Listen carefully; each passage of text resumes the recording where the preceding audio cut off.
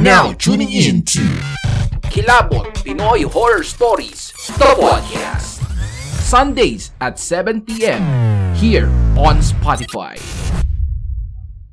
Mga repakol, nakaplano na ba ang inyong mga holidays at long weekend this 2024?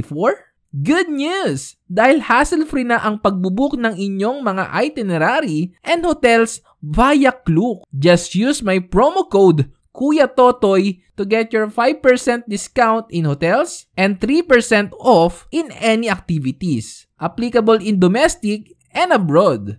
So what are you waiting for? Book it, Klook it!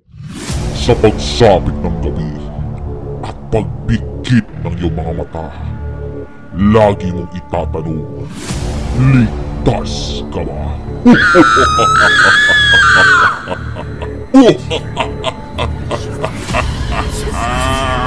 Kilabot, the Pinoy Horror Stories.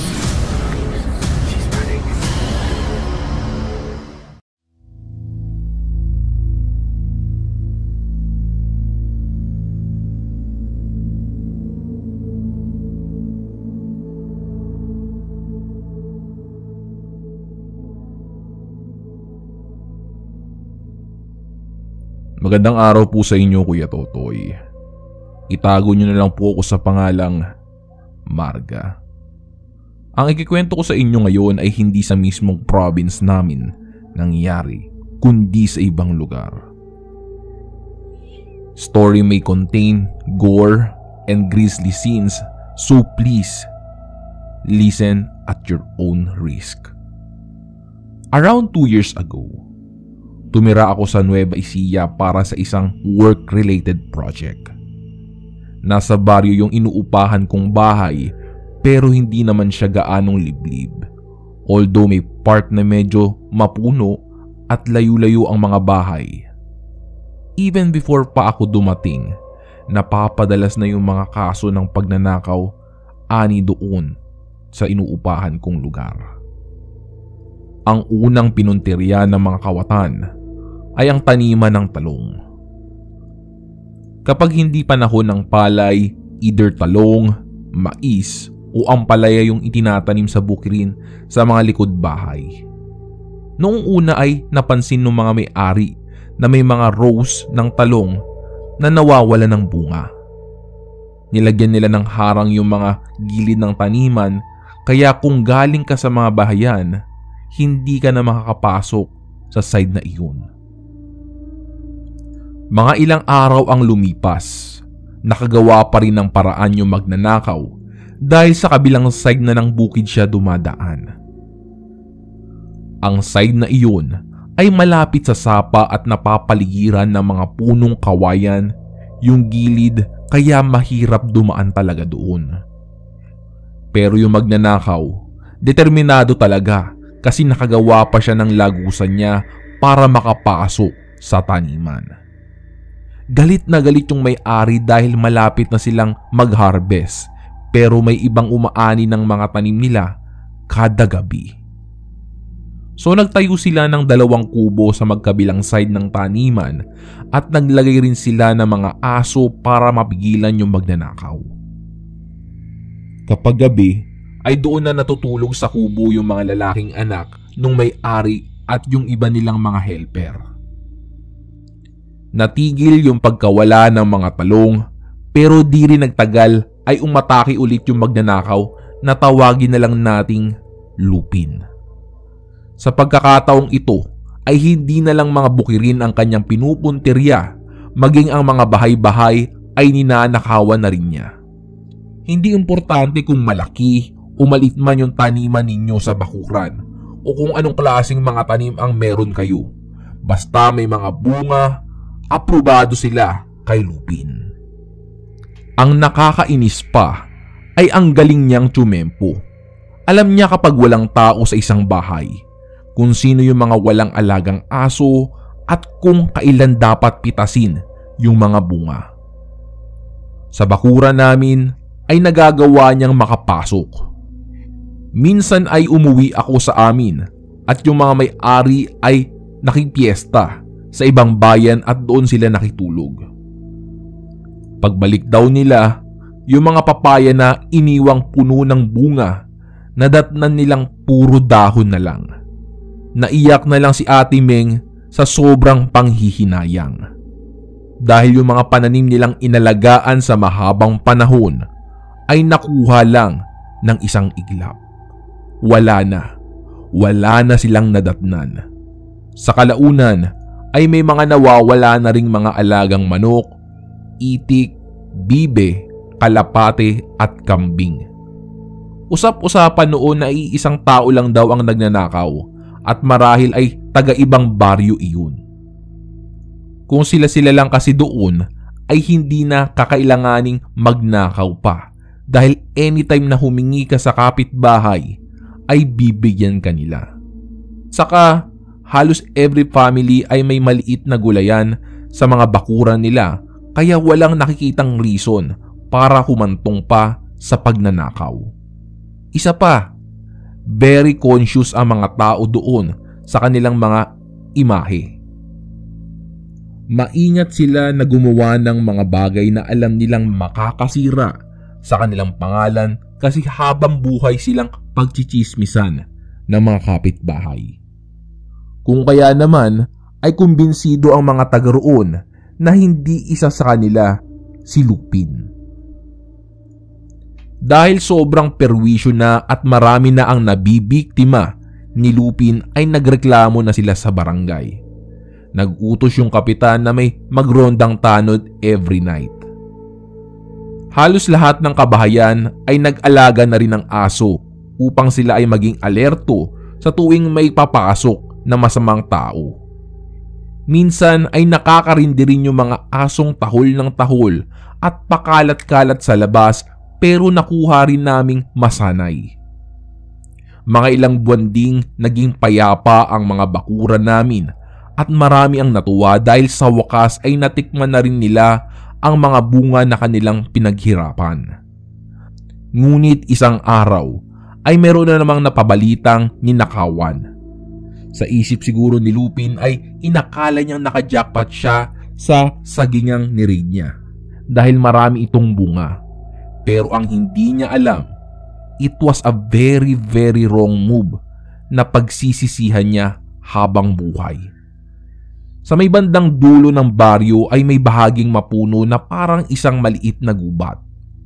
Yung kabilang dako ng mapunong part na iyon ay pabundok na. Sabi ni Kuya Bok na asawa ni Ate Meng, wala raw masyadong nagpupunta sa bahaging iyon ng baryo dahil marami ang naliligaw at muntik nang hindi makabalik. Kaunti lang rin ang mga kabahayan doon at ang pinakamalayo sa lahat ay ang bahay ni Bay Hiraya na nasa bukana na ng kakahuyan. Isa si Bay Hiraya sa mga pinaka-nirerespetong tao doon sa baryo. Hindi siya mayaman, hindi rin barangay official kundi isa lamang matandang babaeng tahimik na namumuhay mag-isa sa kanyang bahay. Tinatawag siyang Bay ng mga matatanda doon dahil naniniwala silang isa siyang descendant ng isang royal family ng mga sinaunang panahon. Although walang proof at never din itong kinumpirma ni Bay Hiraya. Basta yun na ang naging taguring sa kanya ng mga tao simula pa noon.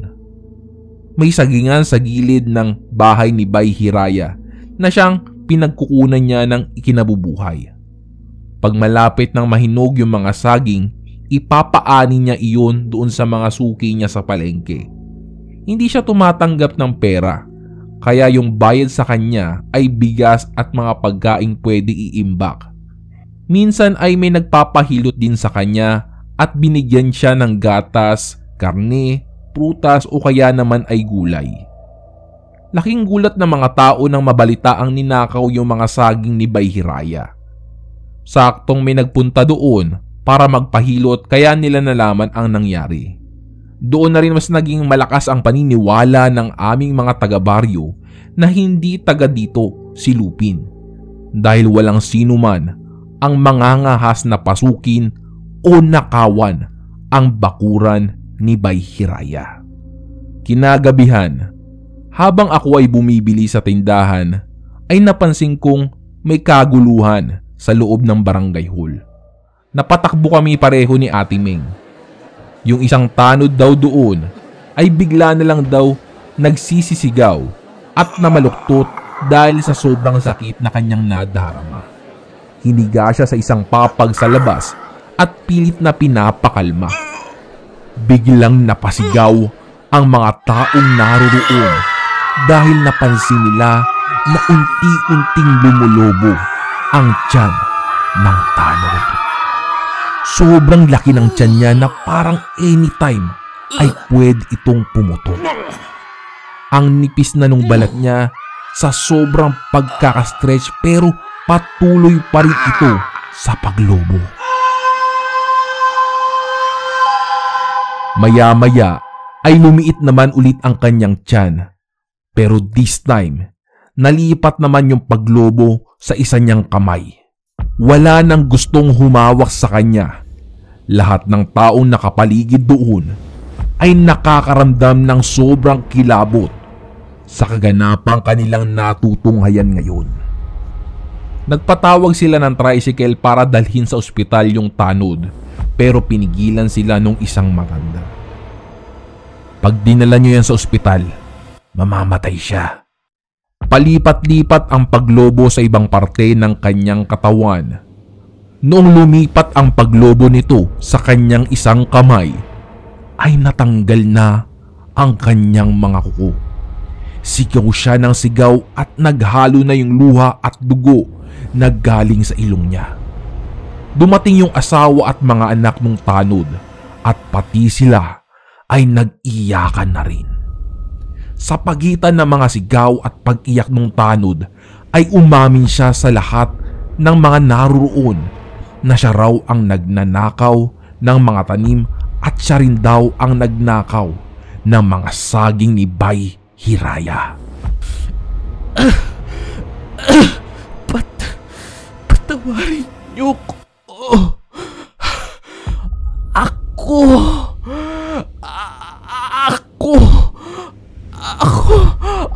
kumukuha ng mga tanim niyo. Pasawad. Hindi ko sinasadya. Ayoko na. Binibenta niya raw iyon sa kabilang bayan at yung iba ay inuuwi niya sa kanila.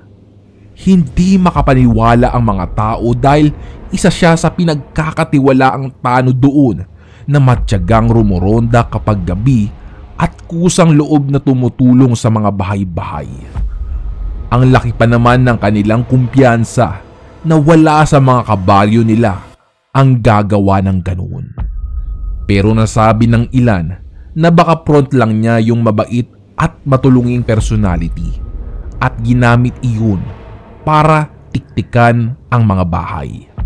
Ang ikinakainis pa ng mga tao doon ay kung bakit hindi pa raw siya nakontento sa mga ninanakawan niyang mga bakuran at idinamay pa pati yung mga tanim ni Bay Hiraya. Siguro ay dahil alam niyang matanda na ito at wala ring malapit na kapitbahay. Siguro ay hindi niya lubos inakala kung ano ang kahihinatnan ng kanyang ginagawang panluloob. Lahat kaming nanonood ay napasigaw nang magsimulang lumobo yung lieg ng tanod. Kitang-kita yung mga litig niya sa lieg na sobrang magang-maga.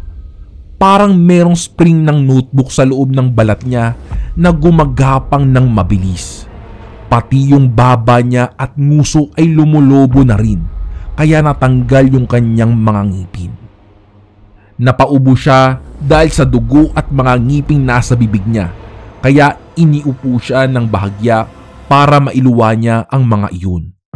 Hindi siya nagtagal sa pagkakaupo dahil ang lumobo naman ay yung likuran niya. Natumba siya patagilid at parang fetus ang pagkakatiklop ng kanyang katawan. Sa tuwing may lumulobong parte ng kanyang katawan, ay napapaliyad yung tanod at tumitirik ang kanyang mga mata. Nakakakilabot pagmasdan dahil kulay puti na lang ang makikita sa kanyang mga mata. Kada may isang kuko na malalaglag, sabay namang may sumisirit na dugo at maliliit na piraso ng laman mula sa ilong niya. Awang-awa kami sa sinapit ng tanod pero wala naman kaming ibang magagawa. Yung asawa at mga bayaw niya ay hindi rin magkanda-tuto kung alin ang una nilang hahaplusin sa katawan niya upang kumalma ito. Pinatawag din nila yung mga magulang ng tanod sa kabilang bayan para maibalita ang sinapit ng kanilang anak. Sa totoo lang, may punto rin naman talaga yung mga kabaryo ko na hindi taga rito ang nagnanakaw dahil nadiskubre namin na hindi naman talaga taga dito ang tanod na ito at nakapangasawa lang ng taga dito sa aming baryo. Sabi ng iba, kahit ilang albularyo pa ang tawagin nila, hindi siya gagaling, sa halip ay mas lalo pang mahihirapan. At takot rin silang kalabanin kung sino man ang gumawa ng parusang ito sa tanod. Pinaalis na ang mga taong naroroon at nang dumating yung tricycle ay dinala nila yung tanod sa bahay ni Bay Hiraya. Hindi namin alam kung ano ang nangyari pagkatapos pero hindi na ulit gumaling yung tanod. Buhay pa naman siya at nasa matinong pag-iisip, subalit hindi na normal ang naging buhay niya. Sabi ng kapitbahay nila, sinubukan daw ng pamilya ng tanod na ilayo siya pero halos mamatay raw ito sa sobrang sakit. Kapag itinuloy daw nila ang paglabas ng baryo, ay mamamatay daw siya. Tinatanong ko sina Ate Meng kung si Bay Hiraya ba ay may kakayahan sa mga ganoong bagay at kung siya ba ang gumawa noon sa tanod. Nagkibit balikat lang sila at sinabing, "Basta mag-iingat ka, Marga. Basta huwag kang gagawa ng kung ano mang masamang bagay, lalo na ang pagnanakaw. Doon magiging ligtas ka," sabi ni Ate Meng. Hindi na lang ako kumibo at alam ko na ang kanilang ibig sabihin. A week before akong umalis sa baryo, sinama ako ni Ate Meng sa bahay ng kapatid niya para humingi ng papaya. Habang nanunungkit kami, itinuro sa akin ni Ate Meng yung bahay ni Bay Hiraya. Medyo may kalayuan pa yung bahay pero mula sa bakuran ng bahay ng kapatid niya ay matatanaw na ito.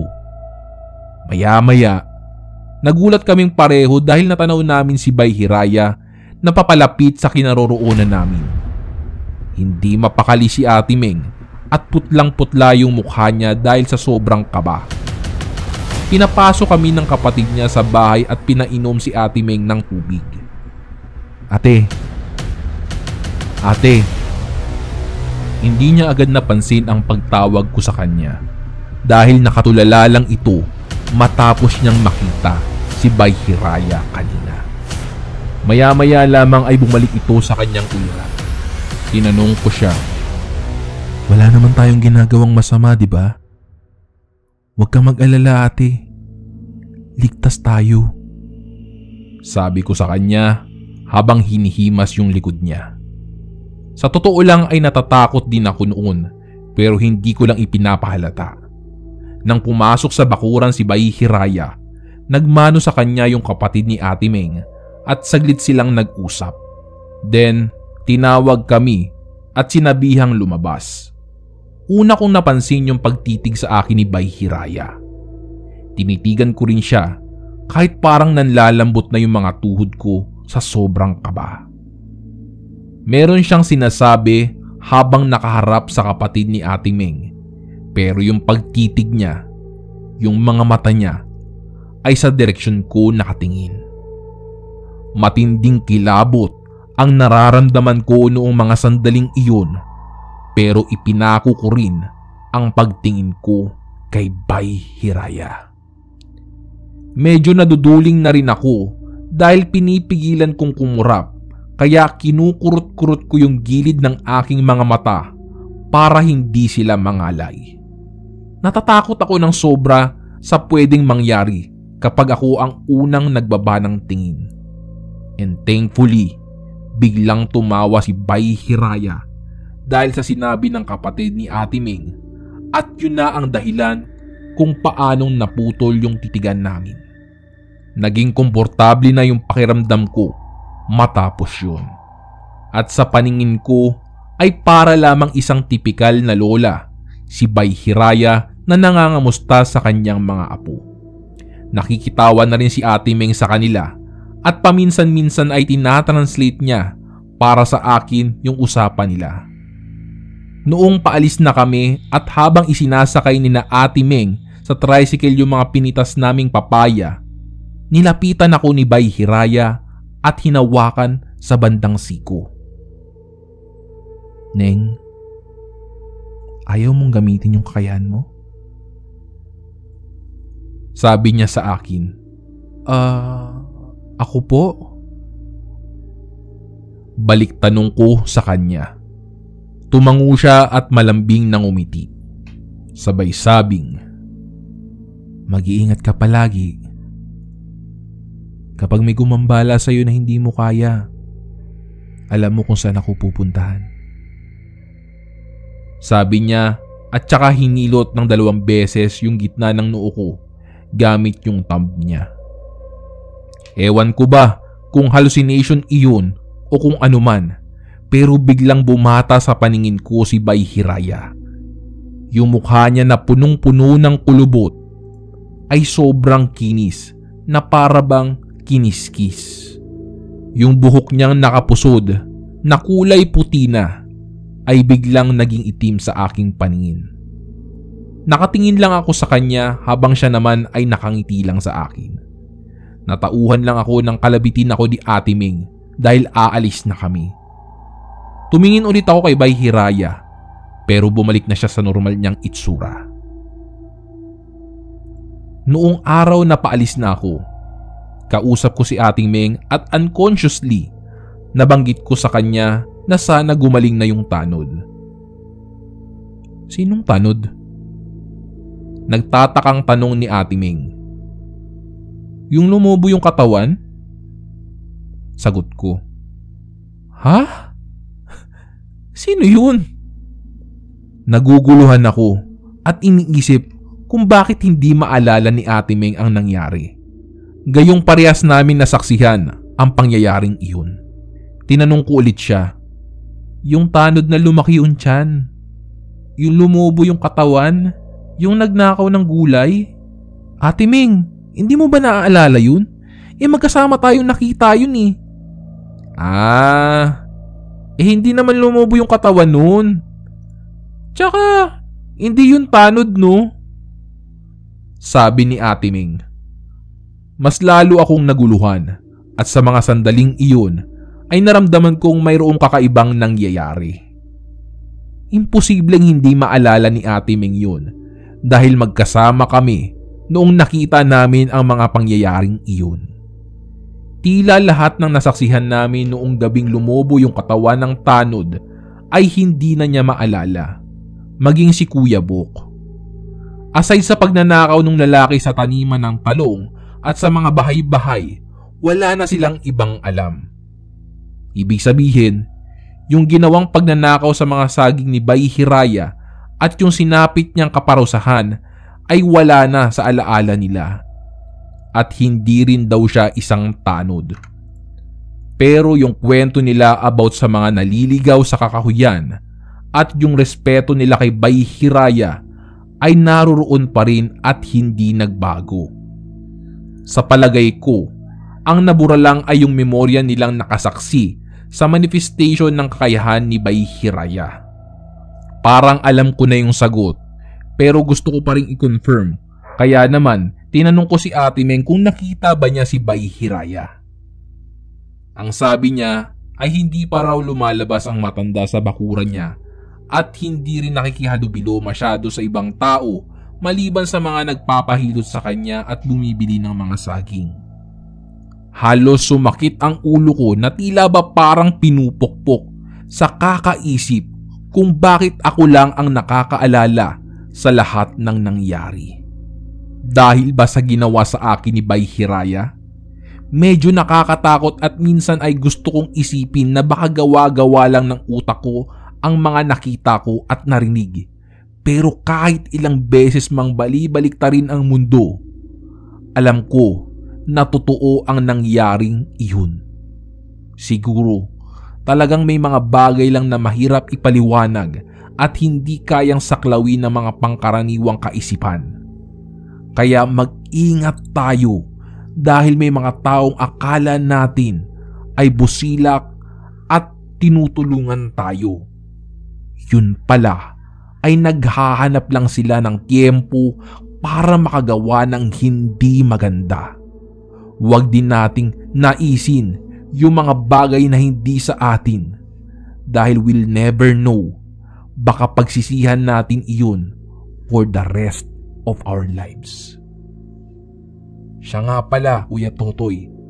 Mula noon ay hindi na po ako nakabalik sa baryo ni na Ate Meng. Nitong March 20, nagkasakit ang lolo ko at dun ko napagpasyahang humingi ng tulong kay Bay Hiraya. Pero ibang story na ito at medyo hindi pa ako ready na ikwento ang mga nangyari. Hanggang dito na lang po ang aking kwento. Maraming salamat, Kuya Totoy.